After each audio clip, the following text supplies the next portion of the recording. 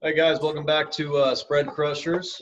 Today I've got a good guest with me. It's an old teammate of mine and good buddy now, head coach at Oklahoma Panhandle State University, Shawn Joy. Thanks for having me on. I thought there was going to be some complimentary spread for this, but we can do that at different times. So Absolutely. Thanks for having me on, bud. Appreciate it. Absolutely, man. So wanted to jump right into things with you today and kind of give you or have you give us some insight as to what's going on right now in the athletic world, especially at the collegiate level. Your university being NAIA, we kind of briefly talked about that, but if you don't mind, go ahead and give us a little background just real quick about kind of where you got or how you got to where you're at right now, just so the public knows. I got you. I was lucky enough to play junior college baseball. I was a pitcher and played JUCO, and that's what I needed. I needed to go JUCO first academically and also just baseball. I wasn't ready for a university out of high school. Played junior college at Cloud County. Then I was lucky enough to play at Southern Illinois Carbondale and found a way to do fairly well there and was able to play professional baseball for 4 years after. The Yankees took me as an undrafted free agent, and I played 3 years of independent ball, which was a blast, by the way. If I recommend if anybody's lucky enough to do that for a couple of years. But so that's kind of towards the end of my playing career. I was kind of looking into coaching, and I was lucky enough back home in Kansas, high school, needed some help. So I went back and volunteered there, and then before you know it, I went back to the junior college that I played at, coached there for a year. Then I was lucky enough to get another junior college job, and I did that for 5 years. And then I got into the NCAA Division II ranks and did that for 4 years. And then last year I was lucky enough to get this job here at Panhandle State. So bounced around a little bit, Kansas, Arkansas, and now Oklahoma. So I'm just enjoying it.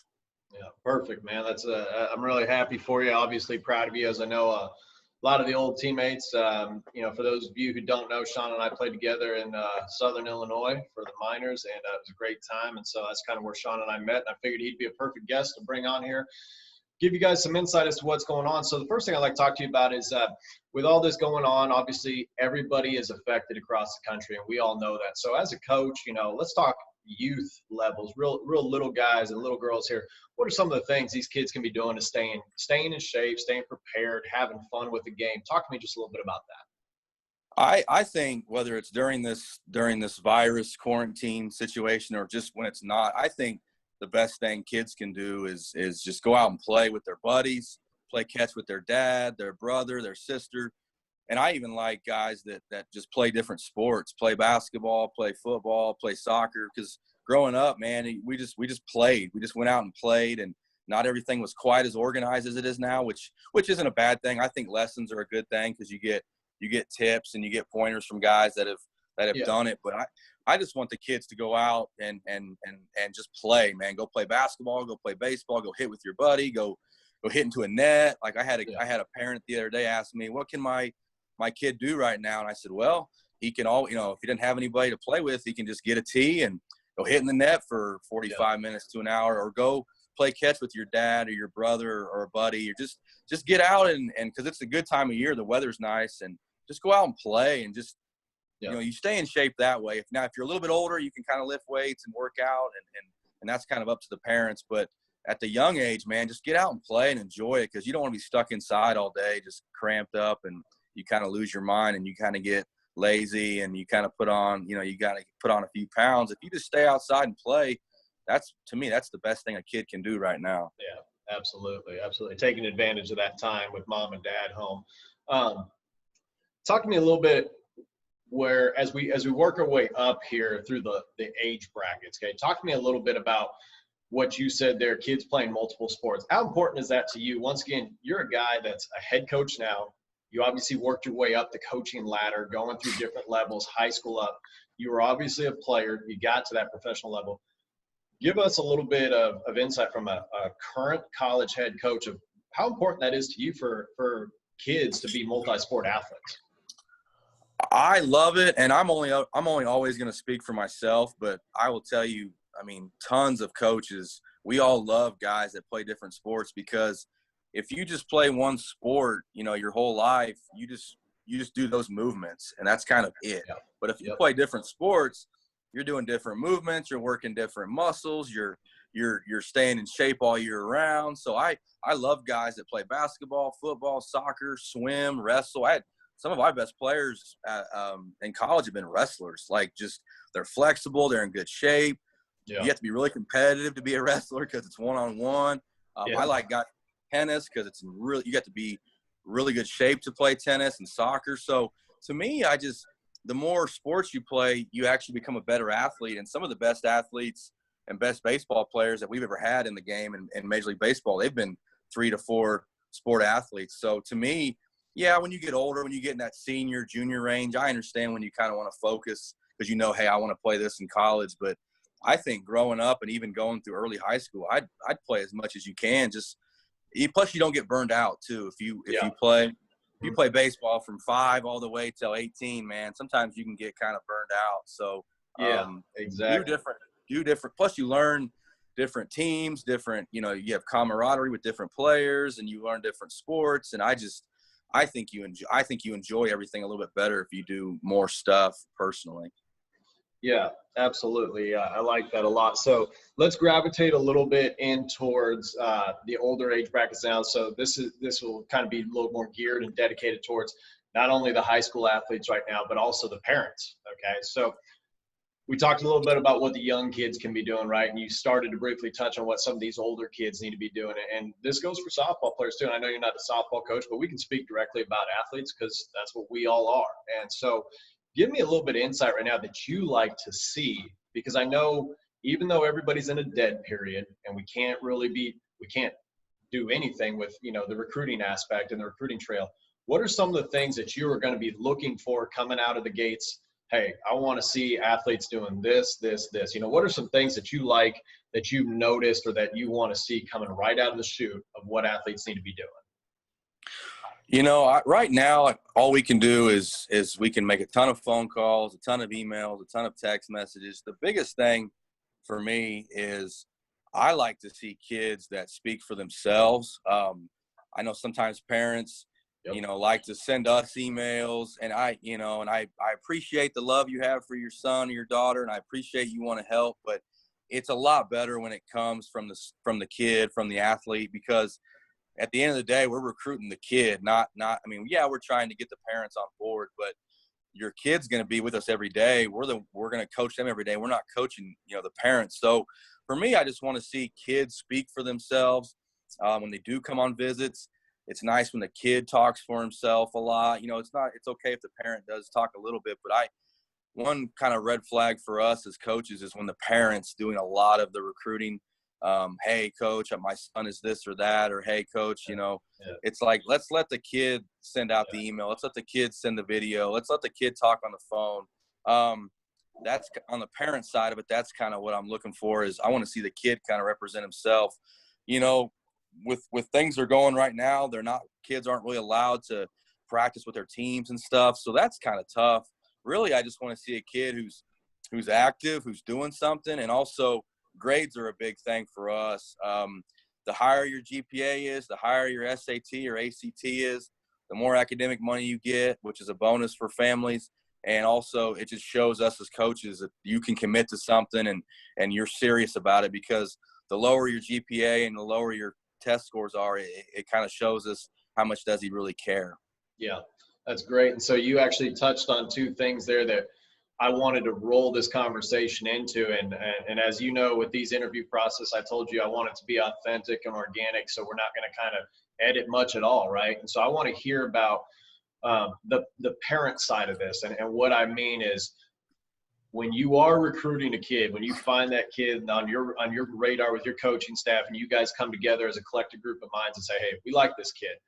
We're gonna go after him. We're gonna bring him on campus. We're gonna do these things.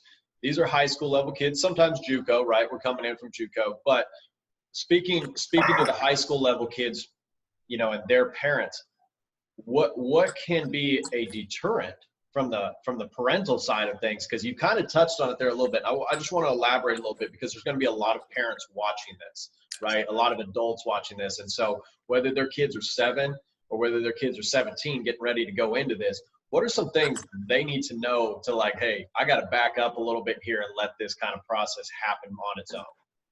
Yeah, no, it's a great question, and it's one that us as coaches we always talk about with each other. I kind of compare it to a job interview. You know, when your kid when he graduates college, excuse me, when he graduates college, you're not, as a parent, I hope you're not gonna send out emails to, employers, hey, my son wants to be or my son's a CPA. To me, it's the same thing. Now, yes, your son will be 4 or 5 years older, so he can hopefully, but it's the same thing. And so if we see parents always kind of reaching out, does the parent want it more than the kid? Because if the kid comes here, he's not really into it, but he's doing it because his parents want to do it. How committed is he going to be to school and to baseball and to morning weights and to conditioning? So that's, to me, if the kid is showing the interest, if the kid is the one reaching out, if the kid is the one speaking for himself, then it shows us a genuine interest. Like, hey, this guy's willing to commit to baseball in college. And as you know this, baseball in college is 20 times different than high school, man. There's a lot more. There's a lot more goes into it, and the kid has to be committed. So I want parents to be involved because most of the time they're the ones paying for it or helping pay for it. And it is their kid, and they're sending their kid 2, 3, 4, 5 hours away. But what I want to see out of parents is just support. Like, hey, we're here for our son or our daughter. We're willing to help pay for it. And also I don't mind when parents ask the financial questions, like, because those are questions you remember as an 18-year-old kid, man. I had no idea what loans were and what I had no idea. So there are certain questions that I like parents to ask. Hey, what's the living situation, like the housing, like where they sleeping at, what's the RA, is there RAs, is there security? That, those kind of questions, I completely I embrace those. But it's kind of the baseball side of it or the softball side of it. You kind of want to see the kid ask, hey, what are practices like? Hey, how many shortstops do you have right now? Those kind of questions you want the kid to ask. The financial questions, I'm all for the parents asking, but we just want to see kids show the commitment because they're the ones that are going to be doing it every single day. So just really, as long as parents support them, help them, drive them to the visit, be with them, but we kind of want the kid to take the lead on it. Yeah. So take me through a typical day there at Oklahoma Panhandle State since you've come aboard. So these athletes, these guys that can, and ladies too, obviously going through the next level and progressing. Give us a little insight here because you did something there and you said you remember what it was like, and we're talking how it was, you said 20 times different what it was in high school. And we've got a lot of young athletes, and I know you know this because you probably see it every year coming in. A little bit of that culture shock, deer in the headlight, whoa, wasn't quite ready for that. I heard about it, maybe kind of prepared, but I remember for a fact going to Western Oregon and seeing fall term, walking in day one, we have our meetings, everything seems hunky-dory, and then boom, schedule's handed out, and it's 6 a.m. weights, Monday, Wednesday, Friday. It's 6 a.m. conditioning, Tuesday, Thursday, Saturday. There's study hall sessions, practice every day at 2:45. You're running around talking with your coach. I've got class until 4, blah, blah, blah, right? I know you went through that too, not only at Cloud Community College, but you also did it at SIU. Give me a little insight here as to what's a typical day right there for you guys. Yeah, you hit it on the head, man. We go Monday, Wednesday, Friday. We go 6:30 a.m. weights, and then most of the guys have class, anywhere from 8 or 9 a.m. all the way till noon or 1 o'clock. You have your little break there for lunch. We go practice at 2:30, but we also have early work that starts an hour before practice. So if you're free, you can come get early work with the coaches. So really, the field's open from 1. Our practice goes anywhere from 4:30, 4:45-ish, maybe 5 o'clock on a scrimmage day.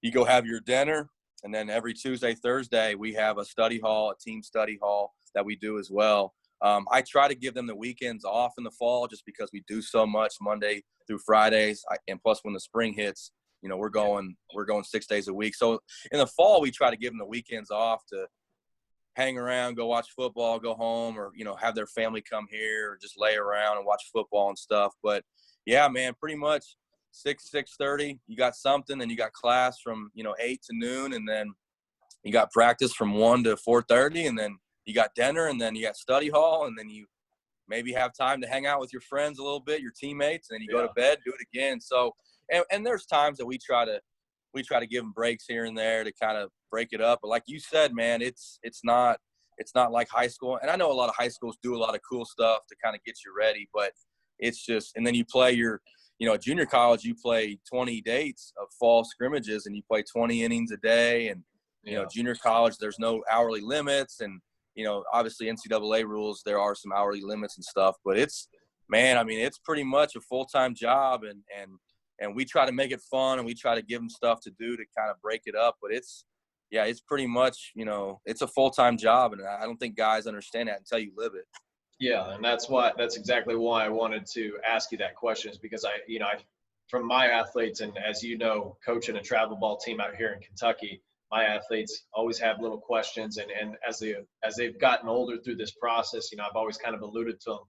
You guys talk about these scholarships, and you talk about where you want to go, and I want to play SEC, and other guys are saying, hey, I'm really looking at the junior college route. And I'm like, hey, they're all great. Problem is, when you get there, it's all going to change. And so, the reason I feel like that's such an important question to not only answer but drive home to a lot of these guys and the parents is that it's exactly what you said. When someone's coming after you to recruit you and potentially offer you an athletic scholarship to go above and beyond your academic opportunity, it's a job, it's a contract, and there's expectations that need to be fulfilled there. And so a lot of times you have so much more experience with this than I do right now, but you're looking at players and you're trying to figure out, when you recruit a guy, do they have that work ethic to be able to manage and organize a daily routine, because it's very, very hectic. And so as we move forward, that question then drives home as to how important and how much do you guys preach the academic side of things? Because as you and I both know, we're guys that I feel very fortunate and blessed, to be able to play professionally. And I know you were the same way too, but man, it wasn't an easy road getting there. And for a lot of guys, they're just not going to get there. You know what I mean? So to you, talk about the academic side of things, the scholastic side, and why it's so important for you guys. I went to junior college at a high school because I wasn't ready for a university academically. And to me, the academic side is very important because, even for guys like us that were lucky enough to play professional baseball, we didn't make a dime. We made enough to live. We made enough to live, and we had a good time, and we weren't starving or anything, but we didn't put our retirement back from what we made. Yeah. So the point is, and I always tell every family or kid that comes in, you've got to have something after baseball, man. You've got to at least have a career or at least a direction you're going in. You can't just play ball and then, I'll figure it out, because the real world don't give you much time to figure it out, man. You got to at least have an idea of what you're doing. And most of us that play baseball don't get to play in the big leagues and make a lot of money. So you need to start making your family and your career, and you've got to have something that you go. So yes, the academic side is huge of it. We actually have a team goal every semester of 3.0 for our team GPA. I don't ask the guys to be 4.0 students, but I ask them to try and to give us their best effort. So we do a study hall, we do grade checks. Being the head coach, I spend more time coaching the guys on life stuff than I actually do baseball stuff. We have really good assistant coaches here, and they do the pitching and they do the hitting, and I help out with that. But I spend more time just, hey man, you need to get your grades up. Hey man, how's school going? Hey, how's your personal life? How are you doing? Because at the end of the day, man, we're baseball players and this is important, but at the end of the day, we're trying to develop guys to succeed in real world in life. So the academic side of it is huge for us. And we just want guys that are committed enough to baseball and academics that they take care of it. They give us their best effort, because if you give your best effort in academics, the instructors are going to work with you. They're going to help you. It's when you don't show up, it's when you don't care, then they don't work with you, and I don't blame them at all. So it's just like baseball. If you give your best effort, if you give an honest effort, you'll be pretty good in the academic side. But yeah, we put a big importance on that here. Yeah, absolutely, man. I love it. So I got two final questions for you. Last one just being, we've already kind of dabbled around it a little bit, possibly answered it. I just want to go over one more time for these families, especially some of these older 2021 grads and then obviously the 2020s. very unfortunate situation dealing with this pandemic. Kids have lost seasons across the country. We know that at every level, right? And is there any glimmer of hope for these guys and girls at the 2020 level? I know it's going to be tough, right? And then obviously the 2021 level coming in, missing their junior year, going straight to senior year. Is there any advice, anything in particular, just from a head coach, thinking off the top of your head, anything you want to say to that class or those two classes as what they can do to help promote themselves? First of all, I don't envy the 2020 kids at all, man. This is a weird deal, and it's something that I'm, fortunate enough that me and you never had to go through anything like this. Yeah. Just email and kids email any coaches that you want to go to, junior college, D2, NAI, D3, whatever level it is. Just try, just send as much video you can to any coach. Hey, coach, this is what I did my junior, sophomore year. This is what, I was looking to do my senior year. But the biggest thing is just get yourself out there. Hopefully you were on some radars already, but if you weren't, say, hey, coach, what do I have to do to get a shot at your program?